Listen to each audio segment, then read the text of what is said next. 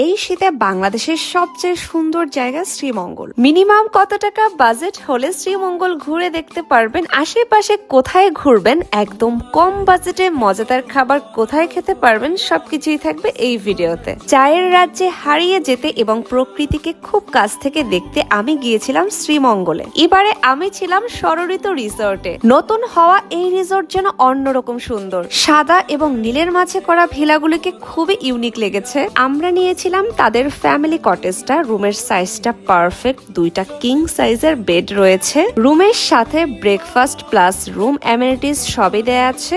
আমার সবচেয়ে পছন্দ হয়েছে রুমের সামনের ব্যালকনিটা। এখানে বসে চা কফি খেতে খেতে আড্ডা দেয়া যাবে। আমাদের এই রুমের রেন্ট পড়েছিল মাত্র 4,400 টাকা। ওপেনিং উপলক্ষে আমরা পেয়েছিলাম 20% ডিসকাউন্ট। দুপুরের দিকে ঘোরার জন্য লাউয়াছড়া বেস্ট। এই বনের মধ্যেই কিন্তু একটা আদিবাসী পাড়া আছে। ঘোরাঘুরি করে আমরা দুপুরে খেয়েছি আড্ডা রেস্টুরেন্টে। এই মাছটা কিন্তু আমি পুরোটা খেতে পেরেছিলাম। রাতের বেলায় আমাদের রিসোর্টটা আরো বেশি সুন্দর লাগছিল। চারপাশে ফুলের গাছ আর এত সুন্দর লাইটিং। আমি এখানে বসে 1 কাপ কফি খাওয়ার লোভ কিন্তু সামলাতে পারিনি। ষড়ঋতুর সার্ভিস, তাদের ওয়েলকামিং বিহেভিয়ার আমাকে মুগ্ধ করেছে। বাই দ্য ওয়ে, আমি কিন্তু প্রথমবার এখানেই গাছে রজনীগন্ধা ফুল দেখেছি। শ্রীমঙ্গল অনেকবার গিয়েছি, তাই আমি সবসময় চুজ করি মেইন রোডের পাশে থাকতে, কারণ ভেতরের দিকে যাওয়া অনেকটাই হ্যাসেল, প্লাস রিক্সা গাড়ি পাওয়াটাও টাফ।